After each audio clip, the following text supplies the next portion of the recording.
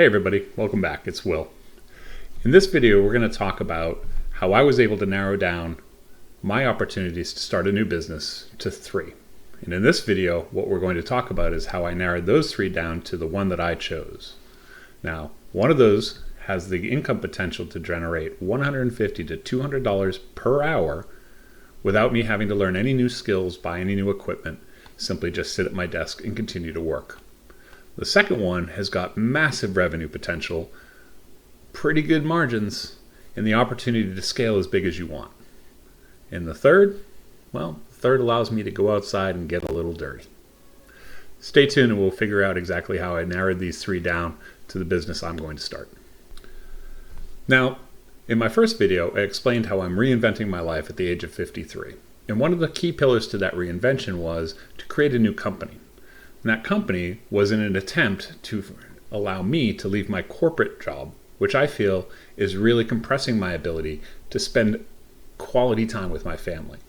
Now, don't get me wrong, I still love my job. I still have it. I'm not quitting it anytime soon because it is too good when it comes to the pay. With the benefits, I need something really, really incredible to be able to take something like that over. Now, in this video, I'm going to narrow it down to 3 choices. 3 businesses that I might start that have the potential to replace that corporate job and go well beyond while allowing me the freedom to spend with my family. Now, what are the 3 companies that we're talking about? Well, the first is I would continue to do very similar to what I do today, and that would be to start a consultancy. In my case, a software engineering consultancy, where I would be able to dictate which clients and which projects I wanted, as well as dictating the price that I charge for those services. I wouldn't be beholden to a corporate company. I would still be able to choose my own schedule, my own people, my own projects, and delegate that as I saw fit. If I felt like a project I could do quickly and I didn't have to charge as much, I'm free to do that. If a problem or a project was too big and I wanted to charge more, I can do that. If a project wasn't a great fit, I could turn it down. All of those would lead me to becoming an independent software engineer or a consultant. So opportunity number 2 to start a new business was a vending machine company. Now, there's a lot of stuff all over YouTube, and there's some great content creators out there that I've watched and I really enjoy. And when I thought about it, in my market, it could be kind of hard. Not impossible, but it could be hard. There's already a vending company here called Hill Vending who has got a great YouTube channel if you ever want to check them out. But here in the Tampa Bay market, that means I would have to differentiate myself. And how would I do that? So I thought about it and I said I would only target high-end properties, high-end residentials, high-end temporary offices, gyms, etc., where I would bring the best of the best types of machines. New AI machines, much smarter looking, offer a lot in terms of value to the property owners. But as I began to get into that even more, I said, well, if I'm going to be targeting those places, why wouldn't I amend some other things and call it an amenities company? So not only would I provide vending machines, but I could also then provide things like valet services, valet garbage services. Put your bag out, I take it to the dumpster, I take care of all of that for you. Vending or valet laundry services. Show your laundry out, I'll do it by the pound, bring it back right to your door the next day. All these things that high-end value customers would pay for a premium to have done for them to save themselves time. So it morphed from being just a vending company to being an amenities company. And that would be how I would differentiate myself in that particular market. And the third opportunity that I decided that I would follow up on was a pressure washing / soft washing type of company. A lot of freedom. It's something that a solo entrepreneur can start up pretty easily. There is some startup cost to it. There is a cap on the type of revenue you might be able to make as a solo operator. But it was something that could be done. In my market, particularly here in Florida, there is a huge window for it. There's about 10 and a half months out of the year where it's an in-demand service around the residential communities, especially with as many HOAs as we have here. It doesn't matter what time of year it is. If they say you have to wash your driveway, you have to wash your driveway. It's just how it is. So for me, there's a great marketplace, a very long window of opportunity throughout the year for that to work. So it didn't matter when I started it or how fast or slow I started. I wasn't going up against any time frame. Now, in the next section, we're going to talk about exactly how I narrowed all of that down out of the dozens that I started with as potential companies to those 3, How did I narrow those three down to my next business? So, being an engineer, I needed two things. I needed a framework in which to evaluate all these companies kind of equally, and then I needed a way to look at the numbers and see if the numbers that I could come up with matched the story in my head as to either how easy, how profitable, or how hard these companies were going to be to start. So to start off with the framework, again, is this a framework everyone needs to use? No, it's just one that I came up with that makes sense to me. And it was based off of three lenses. The first was money. What's the top level revenue that the company can generate? Revenue being defined as what can I invoice my clients in total amounts through either a month, a week, a year, whatever the time frame was, not taking into account what it cost me to deliver those services.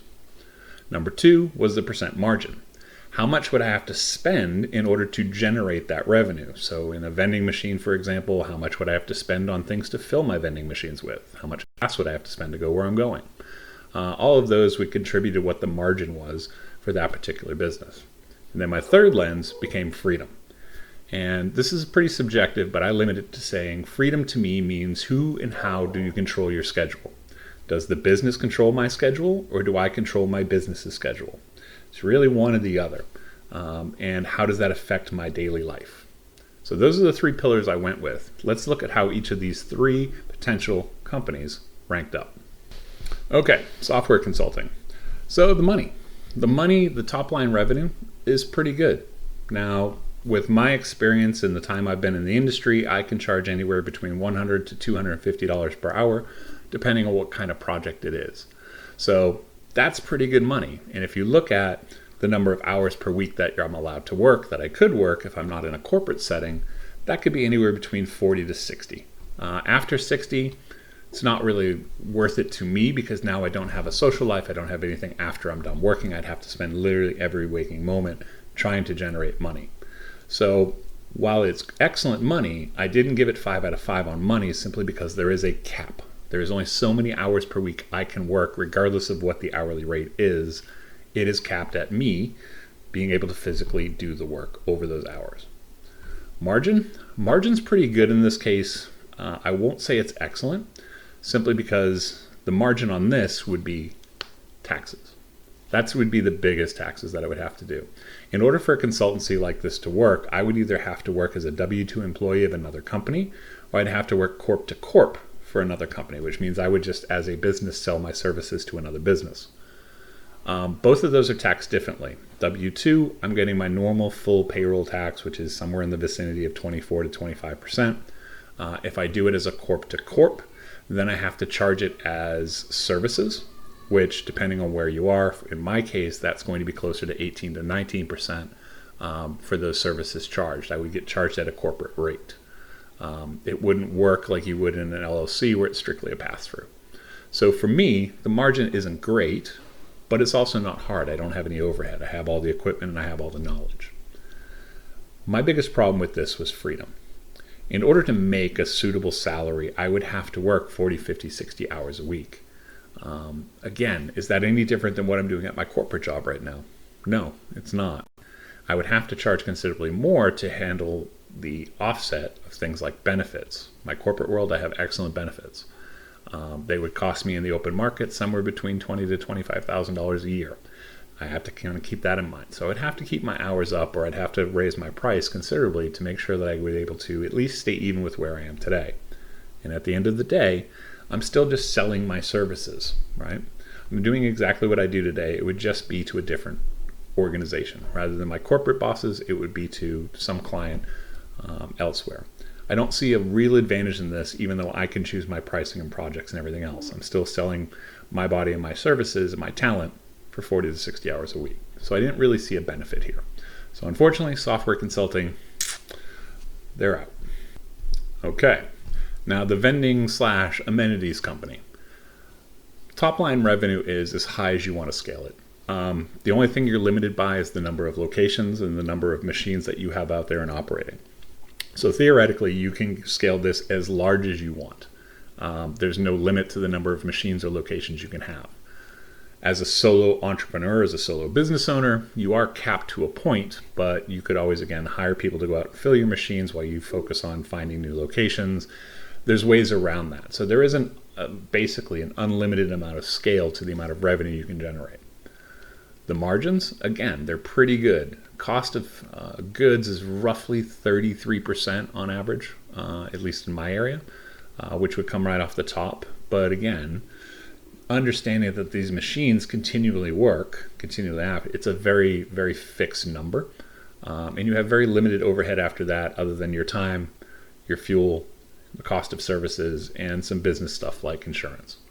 So the amount of margin you can make on this can be incredibly high. Freedom. Here's where this one kind of goes downhill.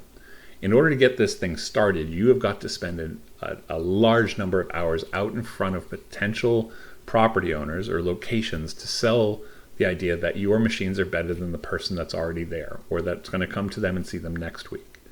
It doesn't work with cold calling, and it doesn't work with cold emails, and I don't care what YouTube tells you. If they tell you those are the best ways to go about this, they're absolutely wrong. In doing my research, I found a gentleman, and I'll put his name down below in the description because I don't remember it off the top of my head. But he's a professional cold caller. That's all he does. He has a YouTube channel that is all he does cold calling. And he took 11,000 potential clients over 4 weeks in the vending industry. And over 4 weeks, he got 41 leads. 41 hot leads out of 11,000 contacts. And this is a professional. So if you think that you can go out and start cold calling 11,000 people in a month, good luck to you. You have more time than I do. Okay? You have to get out there and be in person. You have to be at the venues, at the locations, talking to property managers, explaining what differentiates you, and getting yourself into their businesses. Now, for me, since I'm keeping my corporate job until I know that this is scalable, I can't do it until after work in the evenings or on weekends. And when aren't property managers around? After work and weekends. So for me, the freedom of this, there's an opportunity cost where I'd have to spend way too much time trying to get this started to see very little revenue at the beginning. It might be something that I look at in the future once I've established something else. But for me right now, I say, probably not the best choice for me. So that leaves pressure washing or soft washing.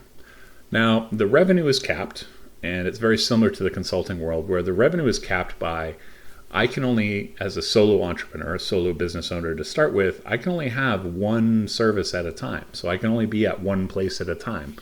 My pressure washer can only be washing one house at a time. So regardless of how many hours I try to incorporate it into the week, there is a set limit to how much revenue I can make to start with. At some point, I'd have to decide, do I want to expand my company, maybe bring on help, maybe bring on additional people, a second vehicle, a second pressure washer, whatever that might be. But to start with, the money is fairly well capped. And that's just based on me not wanting to quit everything and start over and give up my corporate job. So I understand that that's a troublesome piece. The margin, while the margin is a little bit higher than, let's say, the vending business, but it is incredibly fixed. So for the margins that would be involved in pressure washing, it would be gas. It would be the chemicals I need. It would be equipment. All of those things have a very finite price. They tell me exactly what it is. I know what gas is this week. So if I'm scheduling appointments this week and gas has gone up by 60, 70, 80 cents, which it has a couple of times in the last 6 or 7 months, I can adjust my pricing on the fly to cover for that. Chemical prices go up, same thing. I can adjust appointment by appointment. It gives me the flexibility to have a very, very set value on my overheads to adjust my profits by adjusting my pricing. I can't necessarily do that with some of the other businesses we talked about. It is what it is. You can't change them. This gives me far more flexibility on a job-by-job basis to adjust my pricing based on what the inputs and the variables are that week. Freedom. This is kind of the big sell for me. This is really why I chose pressure washing. Yesterday was a great example. My daughter turned 7 and we decided, I took a day off from work. We went to Universal Studios. We hung out. We had a blast. Now, I had to take a day out from work, and luckily, since I'm in corporate, that's a paid day off. But if I weren't in a corporate world, if I were doing something like pressure washing or consulting for that matter, if I don't work, I don't get paid. However, with pressure washing, I don't have to work on that day and I don't lose my opportunity cost. What I mean by that is somebody calls to set an appointment with me. If I know I want to take a day off for my anniversary or 3 days off to go on a vacation with my family, I simply don't schedule those opportunities on those days. I can still schedule before or after, and I don't lose the ability to generate that income. I just have more control over when I do it. So having the freedom and flexibility of schedule is great for me. And that's why, based on just the matrix alone, I chose pressure washing. Okay, so as we mentioned, I'm an engineer. I needed a matrix to be able to kind of decide what things were important to me, and I also need some numbers to tell me whether or not the story I have in my head is true and accurate. So what I did was I went ahead and I created a couple of different spreadsheets on growth for the different companies. I'm not going to do this for consulting. It's a pretty straightforward thing. I didn't need to create a spreadsheet for it. I understand it so well. It is a basic input of how much at what, how many hours, minus my costs, and most of them are opportunity costs, not physical costs, because I already have my setup to do the work. So we'll do it for, in this first one, a vending machine company. So I made a couple of assumptions here. I assumed that the average revenue per machine was going to be about $350. That's what research tells me. It's generally between $200 to $500, so I went somewhere in the middle. Cost of goods against average at 33%. Revenue share, 6%. Machine loans, you can kind of see all of this. If you want, I can go ahead and I can drop a link to this down below. You guys can pull it down and have a look at it yourself. But this gives me the ability to do everything. The one thing in here I will say is that I did put in an 80% reinvestment rate, which means 80% of my profits would go back into a pool to build the business. Especially with vending machines, you can absolutely finance vending machines. But at some point, you're going to have enough finance where they're going to go, we won't finance anymore, pay off some of the older ones, and then we'll finance you new ones. So you're either going to have to pay off or you're going to have to start buying in cash. One way or the other, you're going to need cash to do that. So I said I would reinvest some amount of my profits, in this case 80%, to get me to a goal, and then I would move forward. You can adjust this to whatever you want.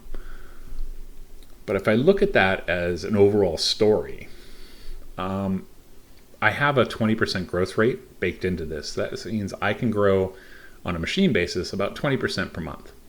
So in the first couple of months, I'm not going to get a brand new machine or 7 machines or 8 machines, because you still have to go out there and sell the location, sell the idea that they want machines, order the machines, have them delivered, and that's a bit of a sales cycle. It takes a few weeks to do that. So you're not going to just go out, sell, and then put a machine on it the next day and start generating income. So 20% growth is pretty good. It's pretty aggressive, to be honest. But as I look through this, and again, let me know below and I'll drop this down there so you can look at the numbers. But to hit that sweet spot that everybody talks about, that 6-figure revenue, it's going to take me roughly 15 to 16 months.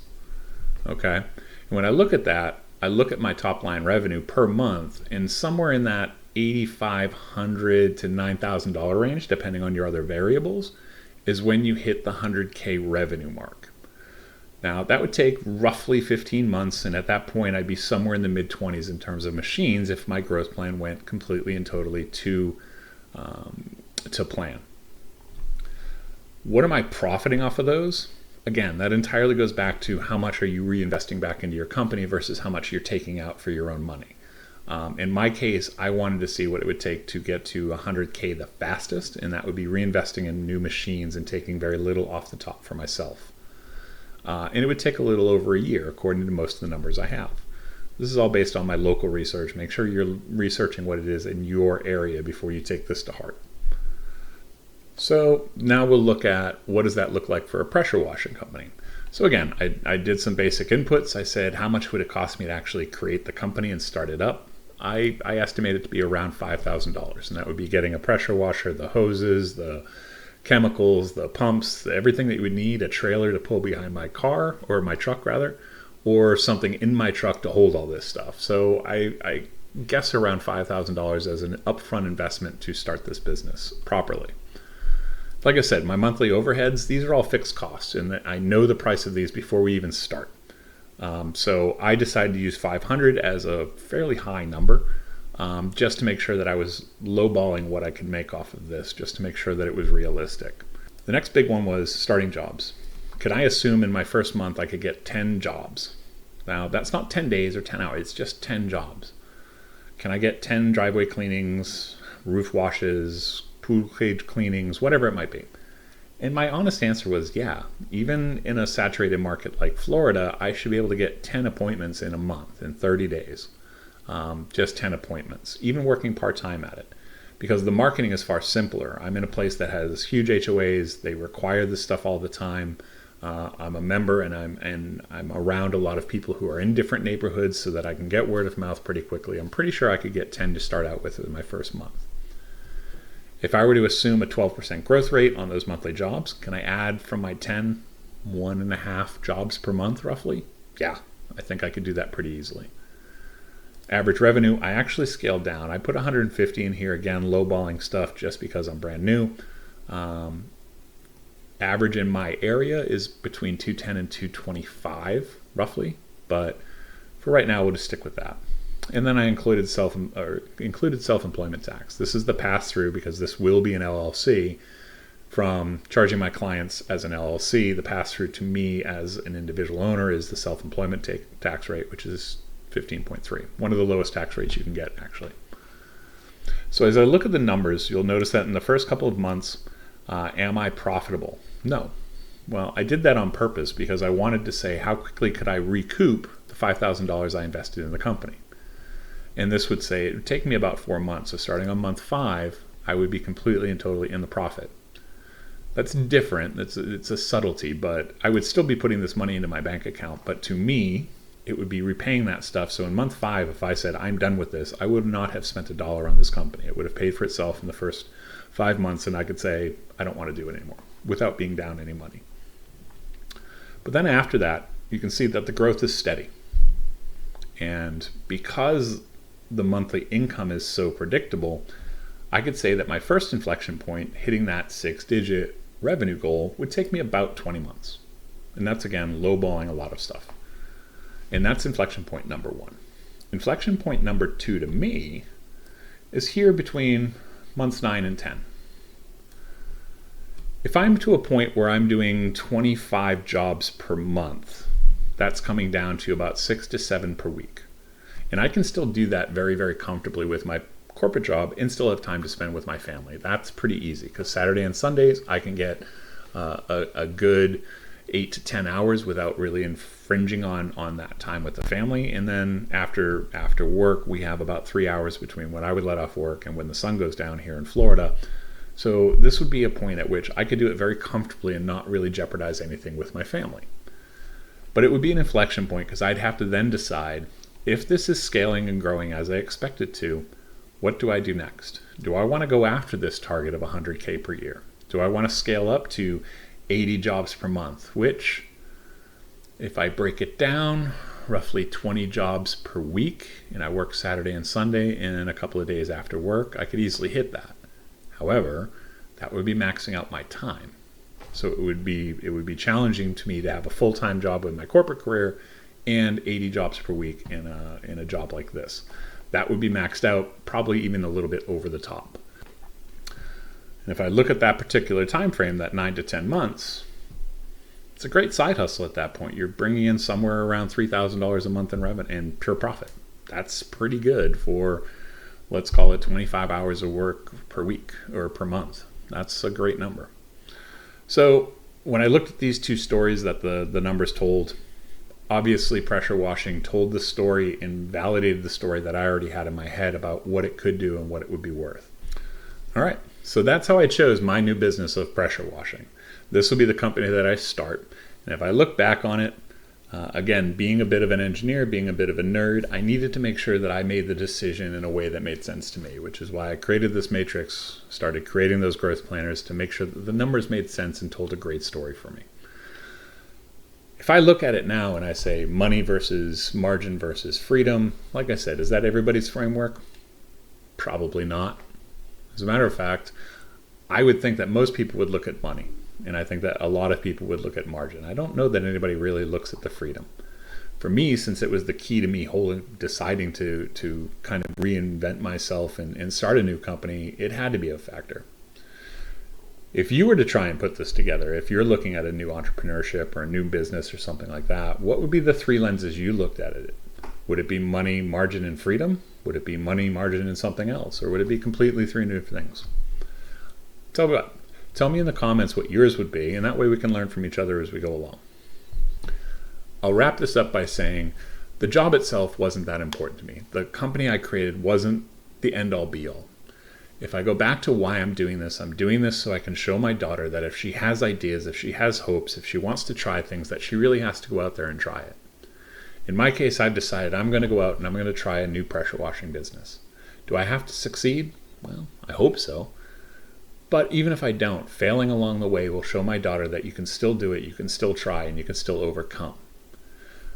Still willing to share all this with you. So in the next few videos, we'll be talking about how do I actually create the company, get my name, get my business rights, get my licensing, do all of that. And we'll actually go through the nitty-gritty of what it takes to start a new company, including why I chose LLC over all of the other types of entities that I could have been. So with that being said, I really appreciate it. I look forward to seeing you next time as we continue this reinvention. Thanks for joining me.